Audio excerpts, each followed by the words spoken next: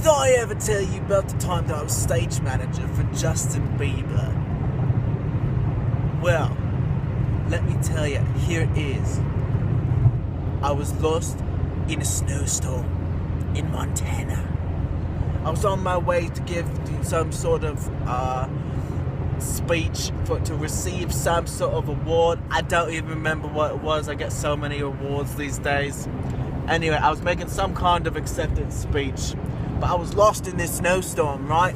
And as I'm lost in this snowstorm, I come across this podunk little town. And I don't even remember the name of it. That's how little podunk it was.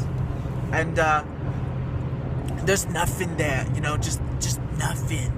I'm surprised there was anything there. And it turns out there was something there. There was a Burger King and there was a Subway, right? And so I'm driving down the street. I'm trying to figure out where the crap I am, and I come across this. I look at the Subway and I see, and I'm starving, right? I've been lost in this snowstorm in Montana for a long time, and I'm starving. And so I go and I think to myself, I need myself a meatball marinara. I can feel the meatballs in my mouth. I can taste the marinara. And man, I start to turn into Subway. And but then, right as I'm about to turn into Subway, this little voice, I kid you not, this little voice goes in the back of my head and he says, Whopper special, $1.99 at Burger King. And so me being basically cheap, I'm like, oh, that's right, I'm going to Burger King. And right before I turn into Subway, I turn into Burger King. And as I'm walking into Burger King, I kid you not, there is a man sitting in the booth, and I don't even remember what his name was. And but he's the stage manager for Justin Bieber. And he's got more questions about the importance of his existence than you can even imagine. And he's sitting there hoping for somebody to come along and take his job. And I go walking in the door and he about fell out of his booth. And he comes running up to me and he says, "Are you Taylor Jorgensen?" I says, "Yes, I am." And he says, "I need you to be me." And I says, "What?" And he says, "I need you to take my job for me." And I says, What now? Why?" And he says, "Well, because I hate my life and I don't like being a stage manager. I need to do something important with my life." And I says, "Well, I've done plenty of important things with my life. I might as well do something pointless for a while." And so I sign the paperwork and he gets me on an airplane and I fly out. That was Wednesday night. On Thursday, I flew out on the airplane to Liverpool. That's where Justin Bieber was saying. That's where his next concert was. I flew out Thursday, arrived on Friday, and Justin Bieber had a concert Saturday night, okay? So I flew out, I get to know the whole crew, Steve Tyler, Jimmy King, and of course Justin Bieber, JB himself. And so we get to know each other. We're all best friends by about 7 o'clock at night, just having the time of our lives. And then about 9 o'clock at night, Steve Tyler comes running up to me. He says, Taylor, it's an emergency." And I says, "What now?" And he says, "We don't have..." Okay, first of all, you need to know something about JB, alright? There's a lot of things people know about JB. He throws up on stage, he passes out on stage, he does the doobies on stage, but so what people don't know is what happens before he's on stage, right? Well, before he's on stage, the day before, the morning of his concert, he has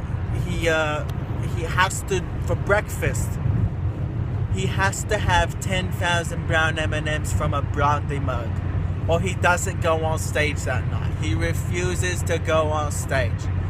And nobody knows this about him. I didn't know this about him. Steve Tyler comes running up to me and he says, "Taylor, we've got an emergency." And I says, "What now?" And he says, "We don't have the brown M&Ms." And I says, "What?" And he says, "The brown M&Ms from a brandy mug." I says, "Steve Tyler, you better start making sense or so help me." And he says, "JB refuses to go on stage unless he has 10,000 brown M&Ms from a brandy mug the morning of his concert." And I says, "Steve Tyler, this is good information about 6 hours ago when we had time to go find 10,000 brown M&Ms to fill a brandy mug." And he says, "Yeah, I know." And so now you got me, Steve Tyler, and Jimmy King all scouring Liverpool in the middle of the night looking for 10,000 brown M&Ms what can fill a brandy mug. Well, JB doesn't go on stage the next night. And so we're looking everywhere, right? We can't find anything. The stores are closing. We don't know what to do. Suddenly, Jimmy King pipes up and he says, "Oh, I just remembered. There's a sweet shop on the outside of town." And I says, "Jimmy King, this was good information about 6 more hours ago." And he says, "Yeah, I know. I'm sorry." And I says, "Well, let's go." And he says, "Well, we've got one problem." And I says, "What now?" And he says, we just blew the transmission fluid and I forgot to change the oil and we've got 3 flat tires." And I says, "Jimmy King, this is good information about 6 months ago when you were supposed to change the transmission fluid and the oil and get new tires." And he says, "Yeah, I know." I says, "When we're done with this, when we're all through with this, you are fired." And he says, "Yeah, I know." Stupid Jimmy King. Well, anyways, so we get out of the car and we start walking and we get to the bus station because we got to take the bus to the outside of town. And it just so happens that the buses run really late there in Liverpool. And so we get to the bus and the bus comes and I ask the bus man for the fare and he says, "That'll be a couple of bob and tops 8 And I says, "What?" And he says, "That'll be a couple of bob and tops 8 And so I just handed him a 20 and I hope the man was honest because I have no idea what the man's talking about. So we go and we finally get to the outskirts of town to find this sweet shop and it's closed. So now you've got me, Steve Tyler and Jimmy King breaking into a sweet shop at 3 o'clock in the morning trying to find 10,000 brown M&Ms walking full of brandy mug or JP doesn't go on stage that night.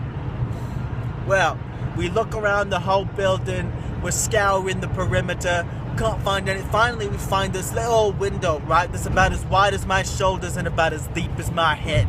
And to make a long story short, 2 of us got in the window. Jimmy King had to stand guard, but me and Steve Tyler got through the window. It's amazing with that giant mouth of his. But anyways, we get in, and the first thing that we realized, the first thing that we learned about this sweet shop is that instead of a guard dog, they've got this great huge Bengal tiger. Well, using the skill set that I learned in the war, we were able to take care of the tiger well enough. But the shopkeeper and his son are a different story altogether. We had to beat them to death with their own shoes. But we got the M&Ms and JB put on a great show.